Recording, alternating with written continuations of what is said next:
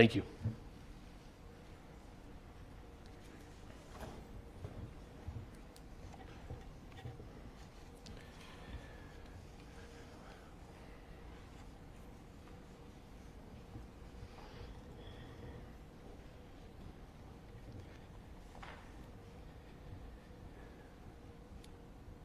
Good morning, ladies and gentlemen. We got him. On the evening of September 11th, a family member of Tyler Robinson reached out to a family friend who contacted the Washington County Sheriff's Office with information that Robinson had confessed to them or implied that he had committed the incident. This information was relayed to the Utah County Sheriff's Office and scene investigators at Utah Valley University. This information was also conveyed to the FBI. Investigators reviewed additional video footage from UVU surveillance and identified Robinson arriving on UVU campus in a gray Dodge Challenger at approximately 8:29 a.m. on September 10th, in which he is observed on video in a plain maroon t-shirt, light-colored shorts, a black hat with a white logo, and light-colored shoes. When encountered in person by investigators in Washington County on September 12th, in the early morning hours, Robinson was observed in consistent clothing with those surveillance images. Investigators interviewed a family member of Robinson who stated that Robinson had become more political in recent years. The family member referenced a recent incident in which Robinson came to dinner prior to September 10th, and in the conversation with another family member, Robinson mentioned Charlie Kirk was coming to UVU. They talked about why they didn't like him and the viewpoints that he had.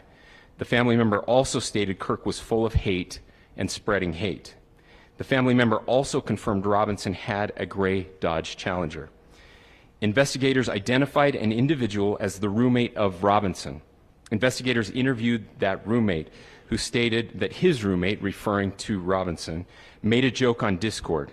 Investigators asked if he would show them the messages on Discord. He opened it and showed several messages to investigators and allowed investigators to take photos of the screen as each message was shown by Robinson's roommate. These photos consisted of various messages, including content of messages between the phone contact named Tyler with an emoji icon and Robinson's roommate's device. The content of these messages included messages affiliated with the contact Tyler, stating a need to retrieve a rifle from a drop point, leaving the rifle in a bush, messages related to visually watching the area where a rifle was left, and a message referring to having left the rifle wrapped in a towel. The messages also refer to engraving bullets and a mention of a scope and the rifle being unique. Messages from the contact Tyler also mentioned that he had changed outfits. I know there has been speculation as well as to the writing on those casings, those bullet casings, and I believe we have that as well. And I will share that with you now. So the area north of Campus Drive Road where the suspect crossed over, you saw some of that in the video that we released last night, consists of a grassy area with trees on the edge of the UVU campus. Investigators discovered a bolt-action rifle wrapped in a dark-colored towel. The rifle was determined to be a Mauser Model 98 30-06 caliber bolt-action rifle. The rifle had a scope mounted on top of it. Investigators noted inscriptions that had been engraved on casings found with the rifle. Inscriptions on a fired casing read, "Notices, bulges, capital OWO, what's this?" ? Inscriptions on the 3 unfired casings read, "Hey fascist!" ! Catch! Up arrow symbol, right arrow and symbol, and 3 down arrow symbols. A second unfired casing read, "Oh Bella Chow, Bella Chow, Bella Chow, Chow Chow," and a third unfired casing read, "If you read this, you are gay, LMAO." We are indebted to law enforcement across the state who's worked seamlessly together local law enforcement, state law enforcement, and our federal partners with the Federal Bureau of Investigation. We're grateful for everyone who worked together in such a short amount of time to find this person and to bring justice. I want to thank the public who has been so engaged, reviewing videos, helping us with sending in tips, and helping us get to this point. I want to thank the family members of Tyler Robinson who did the right thing in this case and were able to bring him into to law enforcement as well. I especially want to thank the family of Charlie Kirk, Erica, Charlie's parents, his children. I want us to be thinking of them as we bring justice in this case. They will be involved in that justice. We will be working very closely with them as we move through this process as well. This is a very sad day for our country, a terrible day for the state of Utah, but I'm grateful that at this moment we have an opportunity to bring closure to this very dark chapter in our nation's history. With that, I will now turn the microphone over to the Director of the FBI, Kash Patel. Thank you, Governor. This is what happens when you let good cops be cops. The FBI and our partners are proud to stand here today together to bring justice to the family of Charlie Kirk and honor his memory. I want to express my deep gratitude to President Trump, the Vice President, and the entire White House who have been so incredibly supportive with both resources and just personally to the FBI as a team. They had our backs the entire way, and I just want to express my gratitude for giving us the resources we need to operate in this space to bring this sort of justice at this sort of speed. In 33 hours, we have made historic progress for Charlie. Governor Cox, our partnership has been absolutely incredible these last few days. Our partnership will endure. Your state and local partners, your sheriffs, your DPS community has been unbelievably impressive in the hardest of times. And a case like this cannot be solved, cannot be brought without partnering with your state and local authorities. The FBI has a certain role to play, and we will play that role, and we will lead out for the federal government. But Governor Cox, we are so grateful for your state partnership that led out on this investigation. A little bit of the timeline. Charlie was shot at 12:23 p.m. on Wednesday.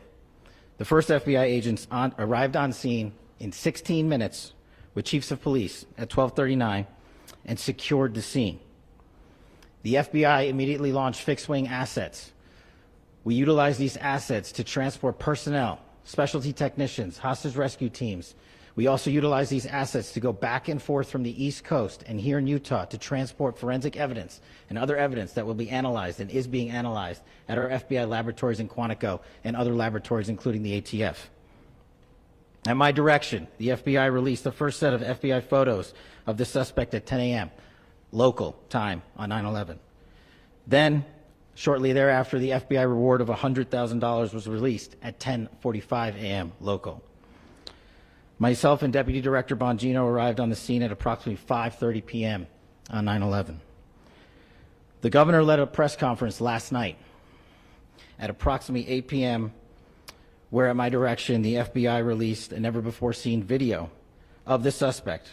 We also released new images to the public of the suspect. And just last night, the suspect was taken into custody at 10 p.m. local time. In less than 36 hours, 33 to be precise, thanks to the full weight of the federal government and leading out with the partners here in the state of Utah and Governor Cox, the suspect was apprehended in a historic time period. And I want to highlight what Governor Cox said. This would not have been possible without you, the media, and you, the public. That's why we went so public, so fast, and we're so transparent, and we're committed to that transparency. The crime scene, just a little bit there. It is a large crime scene. State and local authorities, along with federal authorities, processed that crime scene quickly. And I even had the ability to walk through that crime scene and walk through the steps the suspect took to learn more about what was needed and what resources we needed to bear to create a full picture for the FBI and leadership back in Washington. Furthermore, thankfully to state and local partners, forensic evidence has been seized and continues to be garnered. Forensic evidence has already been evaluated at FBI laboratories in Quantico and state and local authorities here. We will continue to process evidence as we see it, as we collect it, and we will continue to deliver to Governor Cox and his team. Last night, we had a total of approximately 7,000 leads. As of this morning, thanks to your great work, we have over 11,000 leads that were called in to the FBI, and we are running out every single lead that we can. Every one of those leads will be run out. The arrest is a testament to the dedication of good law enforcement being great and partnerships in law enforcement, which I've tried to highlight as my tenure as the director of the FBI. There is no better relationship for law enforcement than the FBI to partner with state and local authorities, and you've seen it here in these last few days. The FBI Salt Lake Field Office, along with our offices in LA, Phoenix, Denver, San Antonio, Las Vegas, Pittsburgh, Buffalo, our headquarters component in Quantico, all participate in the FBI. I want to express my deep gratitude to the employees of the FBI, the men and women, the evidence response team tacticians, the special operators, the agents, the support staff. You have done monumental work in historic time when the public, who had a right to demand such an expeditious solving of an investigation, the FBI answered that call diligently, critically important to our nation, and we delivered. And I'm proud to be their leader, and I'm proud to be the director of the FBI.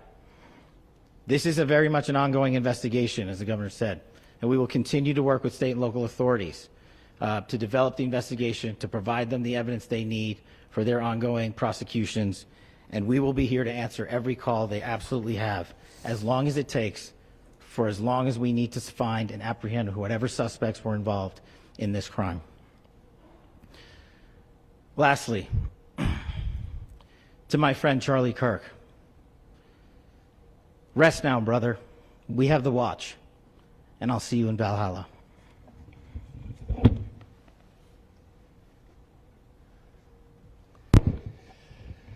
Thank you, and good morning. I would just like to take a few minutes as the sheriff to express my gratitude for everybody who has played a part in this investigation. As you know, it's been a vast, a complicated, and a very, very fast-paced investigation. You're looking at people standing up here who are running on, if they got an hour's sleep in the last couple of days, they're probably lucky. It has been very taxing. It has been so impressive, speaking on behalf of the local law enforcement, to see the cooperation that we've seen in this type of case. Across the state, sheriffs, chiefs, our state partners have stepped up and have come to the call on anything that we needed. Our county chiefs have been phenomenal. Our Utah County Attorney, Jeff Gray, who's standing up here with us, has been phenomenal in leading us through this investigation. I would like to thank the federal government for their resources, their assets. Our local team here, our FBI team, has been extraordinary in helping us work through this and bring this person to justice. Most of all, I would like to thank the public, and specifically, I would like to thank the public who turned to prayers and who turned to positiveness for us. I would like to thank them on behalf of the law enforcement community, because we needed those prayers. That's what we needed to get through this. We needed your support, and you gave it to us. We needed your patience, and you gave it to us. And I would like to thank you for the Kirk family, because that's what they need, is your support and your prayers, and that will get us through all of this. So thank you, everybody, for everybody that have stepped up. We've had such a phenomenal response to this. Thank you.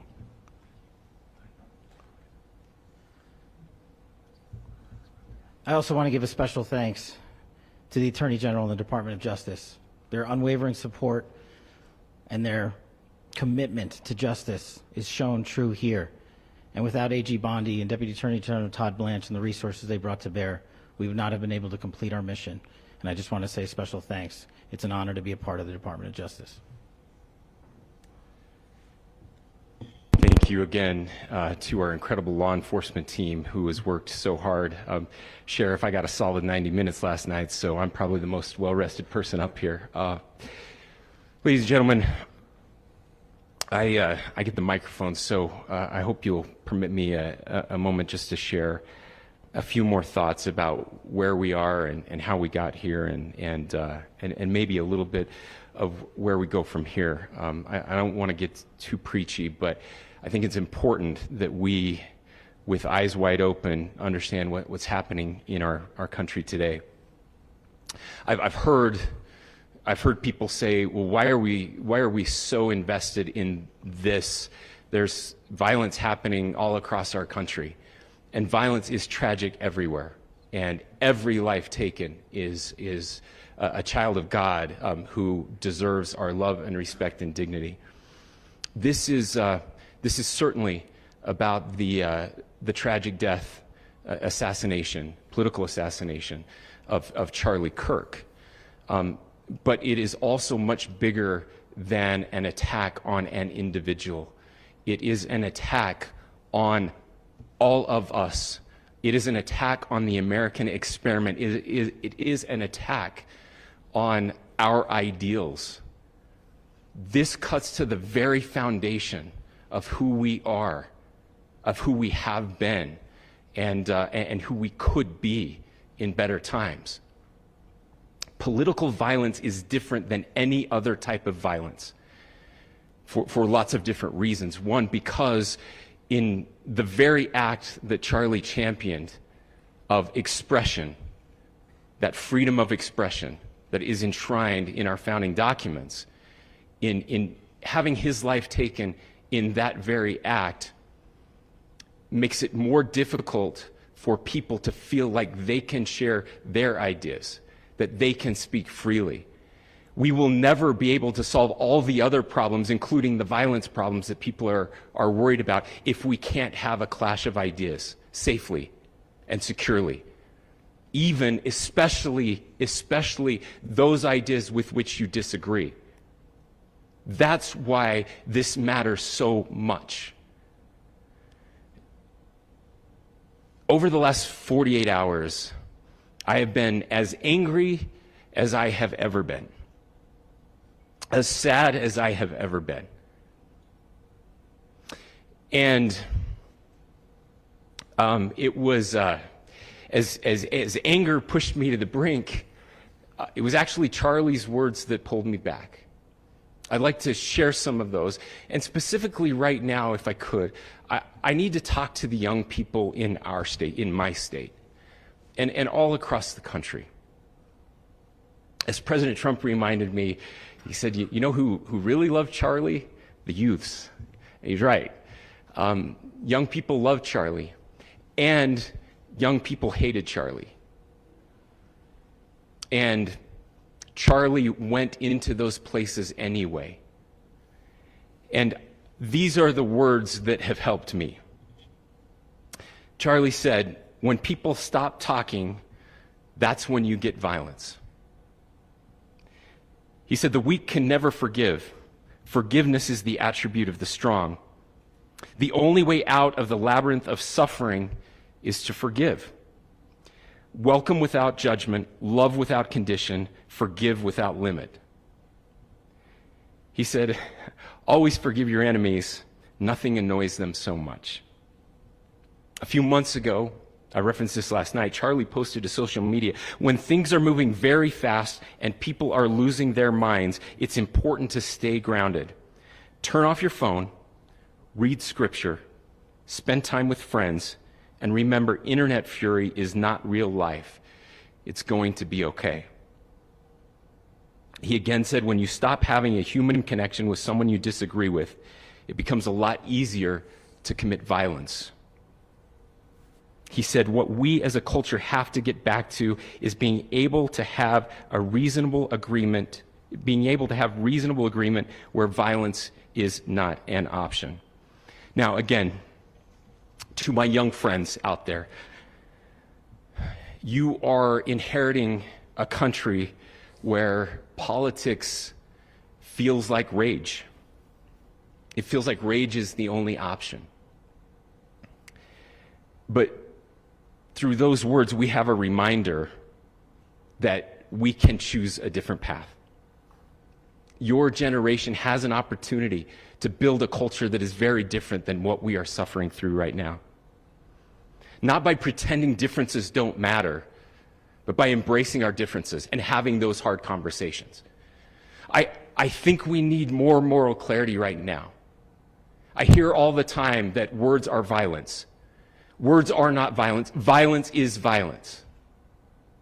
And there is one person responsible for what happened here. And that person is now in custody and will be charged soon and will be held accountable. And yet, all of us have an opportunity right now to do something different. I want to thank my fellow Utahns. This bad stuff happens. For 33 hours, I was praying that if this had to happen here, that it wouldn't be one of us. That somebody drove from another state, somebody came from another country. Sadly, that prayer was not answered the way I had hoped for, just because I thought it would make it easier on us if we could just say, hey, we don't do that here. And indeed, Utah is a special place. We lead the nation in charitable giving. We lead the nation in service every year. But it did happen here. And it was one of us.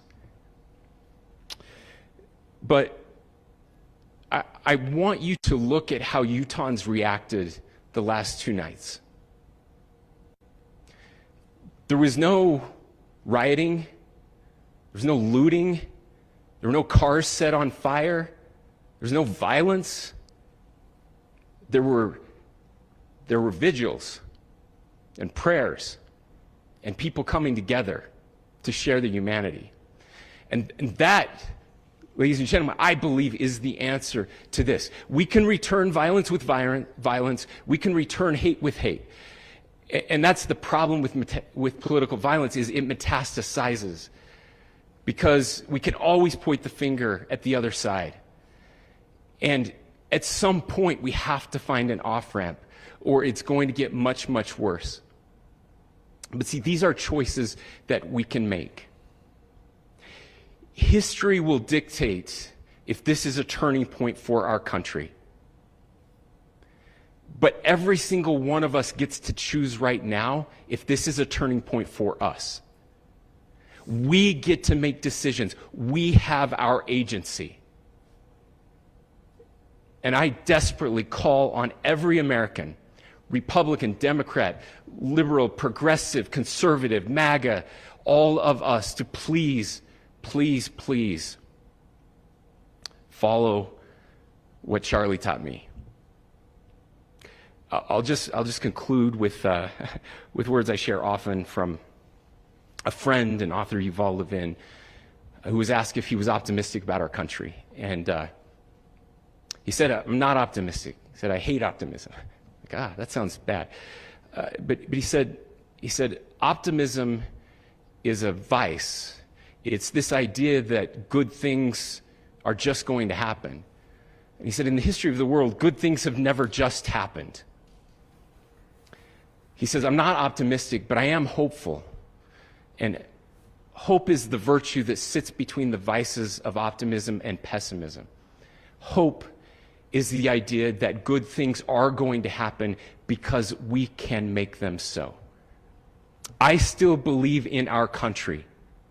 And I know Charlie Kirk believed in our country. I still believe that there is more good among us than evil. And I still believe that we can change the course of history. I'm hopeful because Americans can make it so. Ladies and gentlemen, we're happy to answer any questions you might have. Governor, can you please speak to whether the suspect is speaking with authorities and his demeanor, Tyler Robinson, when he turned himself in? I cannot speak to that right now.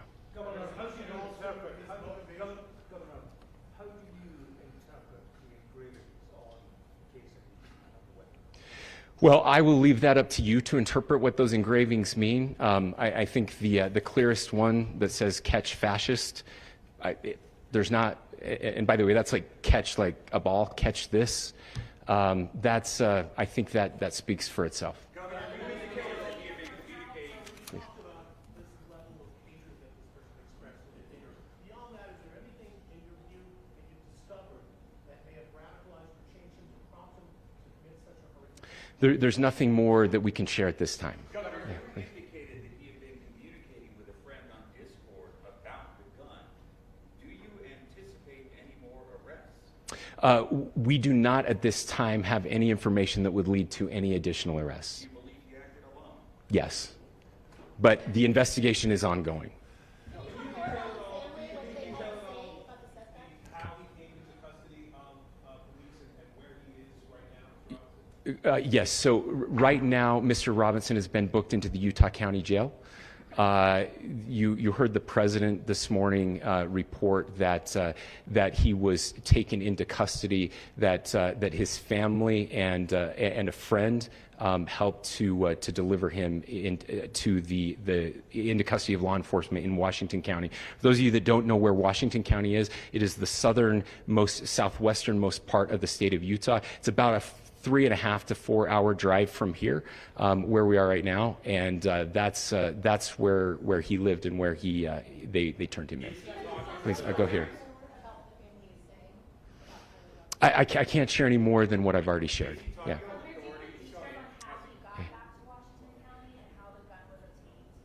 So how we obtained the gun was found here. So I don't have much more details on that.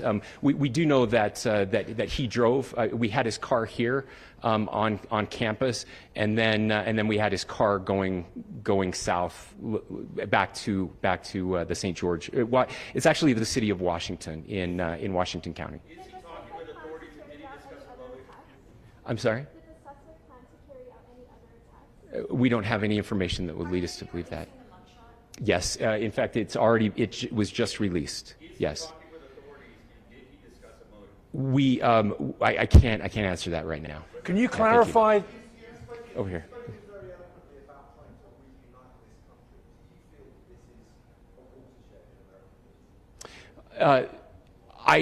I absolutely believe that this is a watershed in American history. Yes.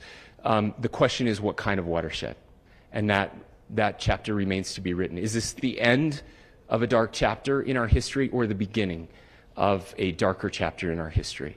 Look, I mean, if you look at true political assassinations in this country of someone of this stature, this feels a lot like the late 60s, and having one so gruesomely displayed on camera in all of our hands and in all of our pockets.